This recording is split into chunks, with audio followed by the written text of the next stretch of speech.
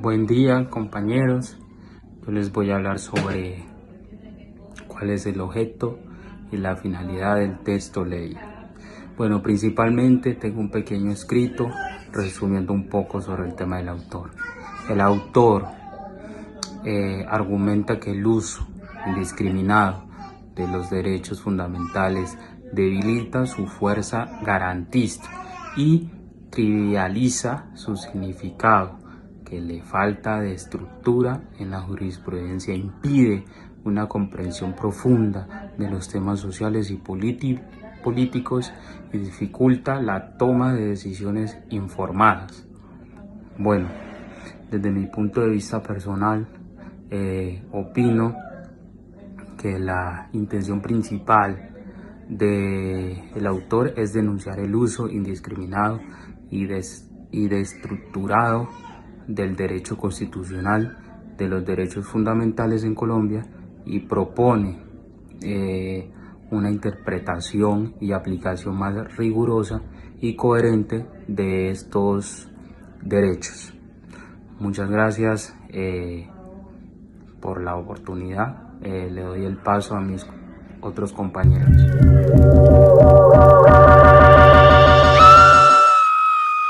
Una vez expuesto el primer punto por mi compañero, hay que hacer referencia a la argumentación que utiliza el doctor Diego Eduardo López, y es que este claramente presenta un argumento central entre sus dos primeros capítulos, en donde cuestiona la concepción tradicional de la jurisprudencia en nuestro sistema jurídico colombiano, específicamente en el contexto de la Constitución de 1991.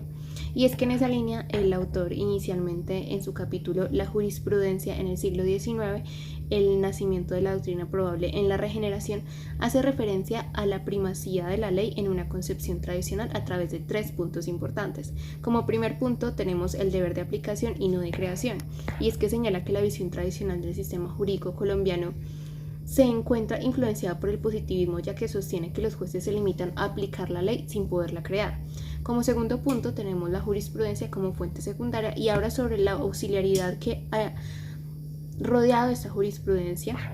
Y asimismo, como tercer punto importante, tenemos la ley como fuente principal, y es que a causa de que el derecho se ha enseñado a lo largo de la historia como un conjunto de reglas y normas establecidas principalmente de forma positivista, con un énfasis en los códigos y las leyes, esto en definitivamente López cuestiona también la visión tradicional de la jurisprudencia en Colombia, argumentando que la realidad actual, especialmente a la luz de las decisiones de la Corte Constitucional, muestra un papel mucho más activo y creador de la jurisprudencia en la construcción del derecho. Sencillamente, la afirmación de que los jueces dicen los derechos a través de las sentencias de tutela desafía la concepción tradicional de la separación de poderes y la primacía de la ley. Además, el autor sostiene que el propósito político de la regeneración fue establecer un Estado colombiano fuerte y centralizado, que a su vez fuera capaz de garantizar la estabilidad y el progreso del país. Para lograr este objetivo se promulgó la Constitución de 1886, que centralizó el poder legislativo y estableció un nuevo ordenamiento jurídico nacional. Sin embargo, el proceso de refundación jurídica no estuvo exento de dificultades, como por ejemplo la contradicción inherente a la adopción de códigos preexistentes. En síntesis, los argumentos del autor resaltan la importancia de la Constitución Política de 1886.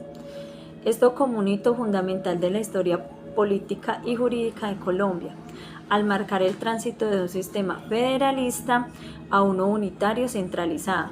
De este mismo modo, el autor sostiene que la doctrina probable, a pesar de su potencial para flexibilizar el sistema jurisprudencial, ha sido mal interpretado y aplicado de manera que ha generado más problemas que soluciones. La interpretación dominante, que otorga una libertad excesiva a los jueces, contradice la intención original de la norma y puede llevar a resultados indeseables. A razón de lo anterior, el autor se centra en la importancia de la interpretación histórica para comprender el significado de las normas jurídicas.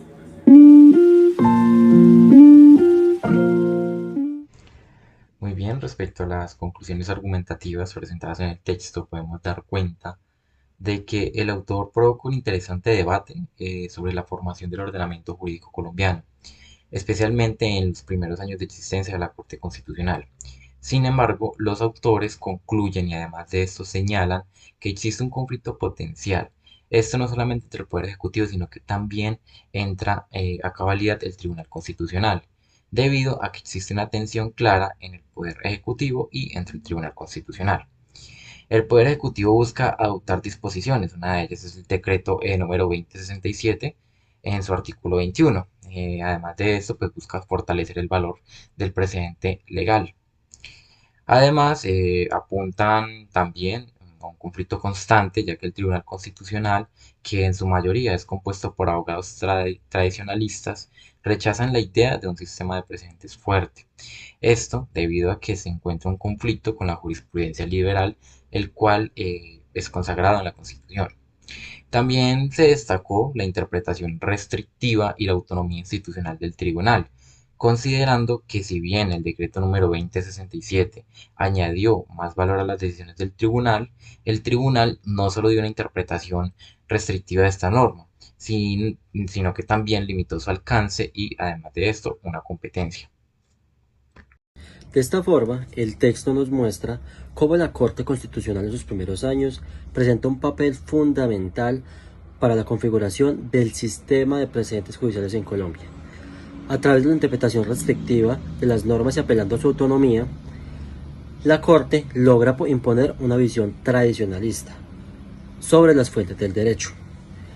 Limita así el alcance judicial y frena los intentos del Ejecutivo para establecer un sistema más moderno y dinámico. En pocas palabras, y para finalizar, el autor concluye que la Corte Constitucional ha desempeñado un papel fundamental en la consolidación del derecho constitucional colombiano y en la creación de un sistema jurídico más coherente y predecible.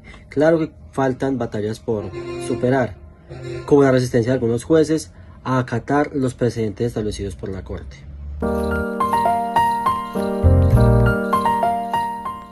Buenas tardes para todos. A través de este video quiero enviarles un mensaje de conclusión como jurista del texto que acabamos de leer. Quiero empezar que el autor de esta obra literaria nos quiso compartir ese carácter evolutivo del precedente constitucional colombiano a través de su segunda y tercera Corte Constitucional. Es importante destacar el trasegar y el fortalecimiento al valor formativo de las sentencias que nos ha venido dando la Corte Constitucional, teniendo en cuenta ciertos aspectos.